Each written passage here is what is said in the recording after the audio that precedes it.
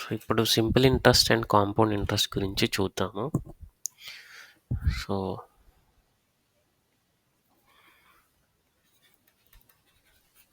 So simple ఇంట్రెస్ట్కి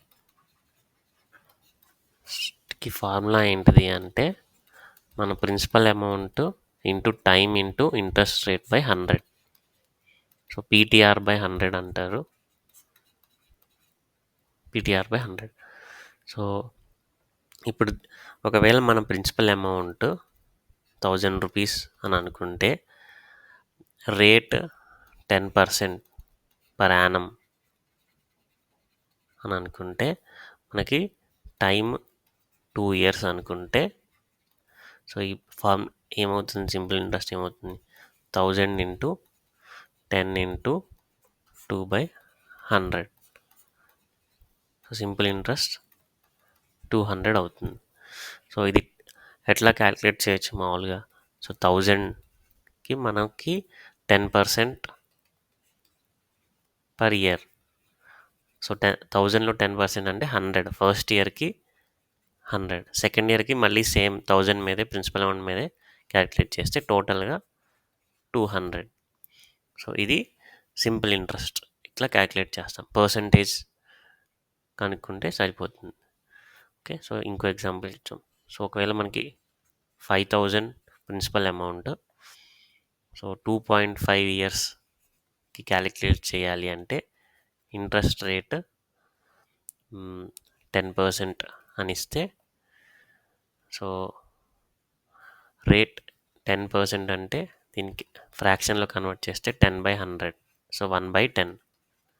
so first ఇయర్కి 1/10 అంటే 5000 into 1/10 500. Second ఇయర్కి 5000 ఇంటూ 1/10 500. సో థర్డ్లో హాఫ్ ఇయర్కి మాత్రమే క్యాలిక్యులేట్ చేయాలి.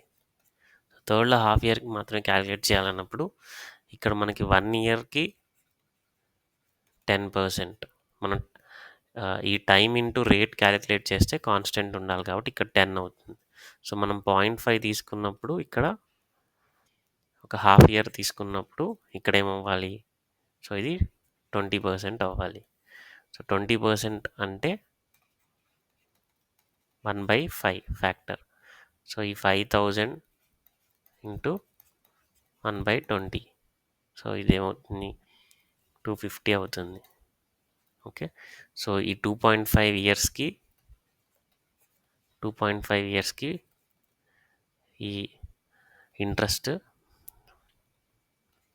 Principal, so sorry simple interest ఏమవుతుంది, సో సింపుల్ ఇంట్రెస్ట్ ఎడిషన్ అన్నిటినీ యాడ్ చేస్తే 500 + 500 + 250 1250 అవుతుంది. సో ఇది ఫార్ములా ద్వారా ఎలా క్యాలిక్యులేట్ చేయొచ్చు అంటే మనకి ఇచ్చిన principal amount 5000, rate 10% per annum, time 2.5 years అని ఇచ్చారు. సో ఫార్ములా సింపుల్ ఇంట్రెస్ట్కి pTR/100. So 5000 into 10 into 2.5/100. So ఇది 25 ఇంటూ 50 అవుతుంది. 100 క్యాన్సిల్ అయిపోతే సో ఇది 1250. సో ఇది ఫార్ములా ద్వారా, ఇది ఫ్రాక్షనల్ ద్వారా ప్రతి ఇయర్ క్యాలిక్యులేట్ చేస్తే ఇట్లా చేయొచ్చు. సో ఇది ప్రిన్సిపల్ ఇంట్రెస్ట్ గురించి. సో సింపుల్ ఇంట్రెస్ట్ గురించి చూద్దాం. Compound interest.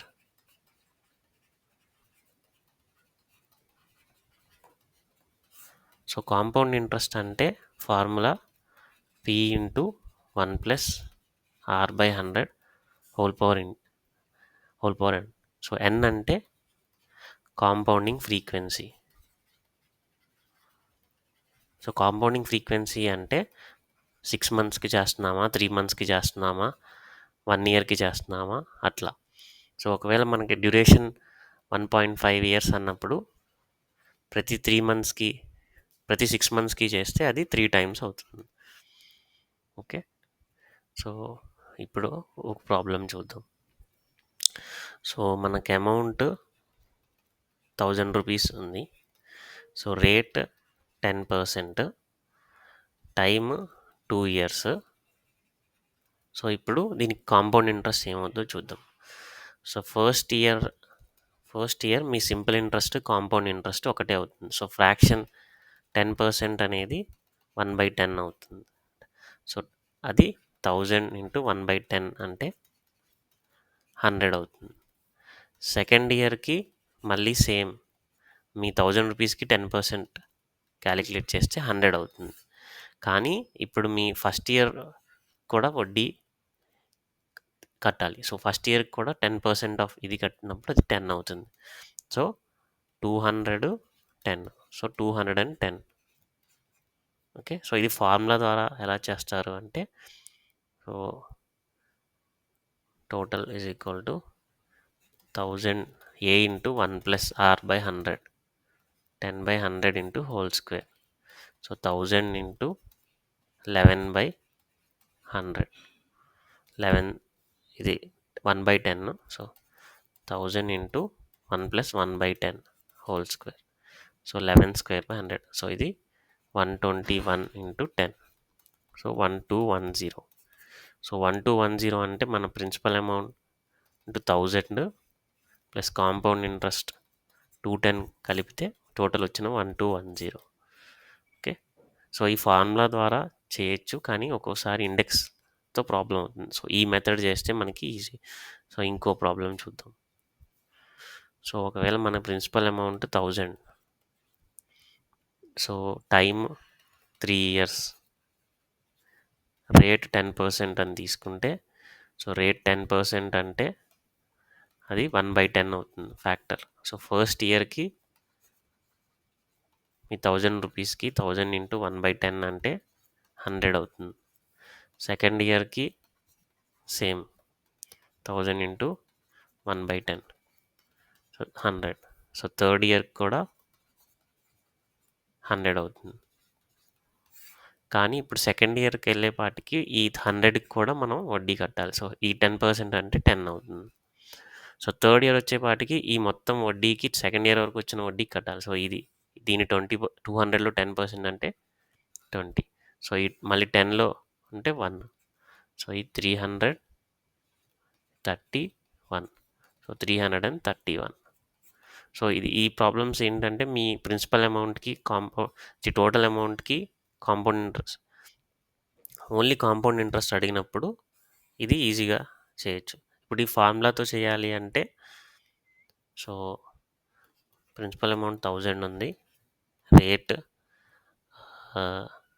10%, time 3 years. So ఇది కాంపౌండ్ ఇంట్రెస్ట్ ఏమవుతుంది అంటే, so 1000 A into 1 plus R by 100 whole power n minus మీ ప్రిన్సిపల్ అమౌంట్ తీసేస్తే మీ యాక్చువల్ కాంపౌండ్ ఇంట్రెస్ట్ ఉంది. So 1/1000 into 10/100 whole cube. So ఇది 1000 into 11/10 whole cube. So 11 cube అంటే 1331. So minus మన యాక్చువల్ అంటే సో 331. సో ఈ క్యాలిక్యులేట్ చేసిన అమౌంటే మనకి ఇక్కడ వచ్చింది. ఇలా చేస్తే సింపుల్గా క్యాలిక్యులేట్ చేయొచ్చు. ఓకే. సో ఇప్పుడు ఇంకో ప్రాబ్లం చూద్దాం. సో ఒకవేళ ఫస్ట్ ఇయర్ ఒక పర్సెంటేజ్ ఉంది, సెకండ్ ఇయర్ ఇంకో పర్సెంటేజ్ ఉన్నప్పుడు కాంపౌండ్ ఇంట్రెస్ట్లో అది ఎలా చేయొచ్చో చూద్దాం. సో ఒక ప్రిన్సిపల్ అమౌంట్ తీసుకున్నాం 1000 rupees. So first year 5%, second year 4% అన్నారు per annum interest rate. So ఇప్పుడు మనకి ఫైనల్గా కాంపౌండ్ ఇంట్రెస్ట్ ఎంత అని అడుగుతారు. సో మనకి ఫస్ట్ ఇయర్లో 5% అంటే 1/5/100 అంటే 1/20 ఫ్యాక్టర్తో మల్టిప్లై చేస్తాం. సో 1000/20. సో ఇది 50. ఓకే. సో ఫస్ట్ 50 ఫస్ట్ ఇయర్కి. సో సెకండ్ ఇయర్కి మళ్ళీ మన ప్రిన్సిపల్ అమౌంట్ మీద 4% అంటే 4/100. సో 1/25. సో 1/25తో మల్టిప్లై చేస్తే 1000ని 40 వస్తుంది. సో సెకండ్ ఇయర్కి మన ఈ 50కి కూడా మనం పే చేయాలి. సో 50కి కూడా వడ్డీ కట్టాలి. సో 50కి వడ్డీ కడితే బై 25 అంటే అది 2 అవుతుంది. సో ఇది 90, ఇది 2. సో 92. ఓకే. సో ఇది మామూలుగా క్యాలిక్యులేట్ చేయాలి అంటే కష్టం అవుతుంది. సో అది ఎట్లా చేయాల్సో చూద్దాం. సో ఫస్ట్ ఇయర్ 5% అన్నారు కాబట్టి 1000 into 1 plus R by 100 whole power 1. So 1000 into 1/20 అంటే 21/20. సో ఇది 500 ఇంటూ 21 అవుతుంది. ఓకే. సో ఇది 100, ఇది 10.5 అనుకుంటే 10.5 ఇంటూ 100 అంటే 1050 అవుతుంది. సో ఫస్ట్ ఇయర్కి అమౌంట్ 1050 అవుతుంది. తర్వాత ఇప్పుడు 1050కి 4% క్యాలిక్యులేట్ చేయాలి. So 1050 into 1 plus 4/100. So 1050 into 1/25 అంటే 26/25. ఓకే. సో ఈ 1050 ఇంటూ 25 అంటే 4, 40 అంటే 1000, 42 అంటే ఇది వస్తుంది. ఓకే. సో ఇప్పుడు 42 ఇంటూ 26, 12, 24, 4, 28, 29, 1000. 1092. సో ఈ 1092 అంటే మన ప్రిన్సిపల్ అమౌంట్ ఏమో 1000. సో మనకు వచ్చిన ఫైనల్గా 1090 సబ్ట్రాక్ట్ చేస్తే మనకు వచ్చేది కాంపౌండ్ ఇంట్రెస్ట్. సో ఈ మెథడ్లో చేస్తే మనకి ఈజీగా క్యాలిక్యులేట్ చేసాము మనం 1 ఇయర్స్తో. డిఫరెన్స్ డైరెక్ట్ అమౌంటే మనకు వచ్చేసింది, ఈ టోటల్ అమౌంట్ కాకుండా. సో ఇది కాంపౌండ్ ఇంట్రెస్ట్ గురించి. సో మనకి ఇంకో ప్రాబ్లమ్స్ ఉంటాయి. ఒకవేళ అమౌంట్ 1000 అని ఇస్తారు, రేట్ 10% అని ఇచ్చారనుకోండి. సో టైమ్ 1.5 అని ఇస్తే 1.5 ఇయర్స్ అని ఇస్తే, కానీ కాంపౌండింగ్ ఫ్రీక్వెన్సీ వచ్చేసి హాఫ్ ఇయర్ అంటే 6 మంత్స్కి ఒకసారి అంటే అది 0.5 ఇయర్స్ కదా. సో అప్పుడు ఏం చేయాలి అంటే మన టైంని 1.5/0.5తో డివైడ్ చేయాలి, రేట్ని 0.5తో మల్టిప్లై చేయాలి. So 10 into 0.5. సో 5% రేట్ అవుతుంది, ఇయర్స్ 3 అవుతుంది. సో ఇప్పుడు నార్మల్ క్యాలిక్యులేషన్ చేయొచ్చు. సో ఇప్పుడు మనకి 1000 ఉంది. సో మనకి ఫ్యాక్టర్ వచ్చేసి 5% కాబట్టి 5% అంటే 1/20. సో 1/20 అంటే 50. సో ఫస్ట్ ఇయర్కి 50, సెకండ్ ఇయర్కి 50, థర్డ్ ఇయర్కి 50. కానీ ఇప్పుడు సెకండ్ ఇయర్కి వెళ్ళే వాటికి 50కి కూడా 20%. సో ఇది 2.5 అవుతుంది. థర్డ్ ఇయర్కి వచ్చేపాటికి ఈ 100కి కట్టాలి, ఈ 2.5కి కట్టాలి. సో 100కి 20% అంటే 100 1/20 అంటే 5. ఈ 2.5కి మళ్ళీ బై 2. సో 2.5 అంటే 1.25. సో టోటల్గా క్యాలిక్యులేట్ చేస్తే ఈ 150 ప్లస్ 7.5 ప్లస్ 0.125 ఇది 7.625, 157.625. సో ఇట్లా ఇది 3 కాంపౌండ్ ఫ్రీక్వెన్సీ డిఫరెంట్ ఇస్తే 3 ఇయర్స్ అవుతుంది, 1.5 ఇయర్స్. కాకపోతే కాంపౌండింగ్ ప్రతి 6 మంత్స్కి చేస్తే 3 టైమ్స్ అవుతుంది కాబట్టి ఫైనల్ వాల్యూ ఇది అవుతుంది, 1576,000 కాస్త. ఓకే. సో ఇది కాంపౌండ్ ఇంట్రెస్ట్ గురించి ఎలా క్యాలిక్యులేట్ చేస్తాం అన్నది. సో ఇంకో ప్రాబ్లం జనరల్గా అడుగుతూ ఉంటారు. సో మన ప్రిన్సిపల్ అమౌంట్ పి తీసుకున్నాము, కాంపౌండ్ ఇంట్రెస్ట్ 2p ఎప్పుడు అవుతుంది, 3p ఎప్పుడు అవుతుంది, 4p ఎప్పుడు అవుతుంది. సో ఓకే, దీనికి ఒక ఫార్ములా ఉంది. సో మన జనరల్గా ఫార్ములా ఏంటి, total equal to total is equal to principal into 1 plus R by 100 whole power N కదా. సో ఇప్పుడు ఒకవేళ మనకి 2 కావాలి అంటే 2p అయింది అనుకుంటే p into 1 plus R by 100 whole power n. So మనకి లాగరిథమ్స్ తీసుకుంటే 2 by 1 plus R by 100. Okay, so ln 1 logarithm of 1 plus X అంటే ఎక్స్కి అప్రాక్సిమేట్ చేయొచ్చు ఒకవేళ. ఓకే, సో ఇది అదేమవుతుందంటే ఆర్ బై 100 అంటే 100 ఇంటూ 2 బై లాన్ ఎక్స్ అవుతుంది. Okay, sorry R. ఇది ఒకవేళ దీని అప్రాక్సిమేషన్ 2 బై ఆర్ బై 100 అయినప్పుడు 100 into ln of 2 by R. So ఇప్పుడు డబుల్ అయినప్పుడు దీనికి ln2 అనుకుంటాం. ln2 అంటే 0.69 ఎంతో ఉంటుంది. సో 100 ఇంటూ అంటే 69 అని తీసుకోవచ్చు. సో దీన్ని అప్రాక్సిమేట్గా 72 అని తీసుకుంటారు. So time taken for doubling అంటే 72 బై రేట్. అంటే ఒకవేళ మనకి 10% తీసుకుంటే 72 బై 10 అప్రాక్సిమేట్గా 7.2 ఇయర్స్ అని చెప్తాం. సో ఇట్లానే సో ఇది ఫార్ములా ఏంటిదంటే డబుల్ అవ్వాలి అంటే 72 బై రేట్, ట్రిపుల్ అవ్వాలి అంటే 114 బై రేట్. సో ఇట్లానే 4 టైమ్స్ అవ్వాలి అంటే 144 బై ఆర్.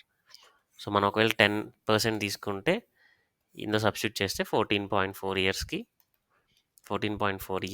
అది 4 టైమ్స్ అవుతుంది. అది ఇక్కడ 11.4 ఇయర్స్కి ట్రిపుల్ అవుతుంది. రేట్ 10 తీసుకుంటే ఇక్కడ 7 ఇయర్స్కి అప్రాక్సిమేట్లీ డబుల్ అవుతుంది. సో ఇది simple interest and compound interest గురించి. సో ఈ కాంపౌండ్ ఇంట్రెస్ట్లో ఈ విధంగా మనం క్యాలిక్యులేట్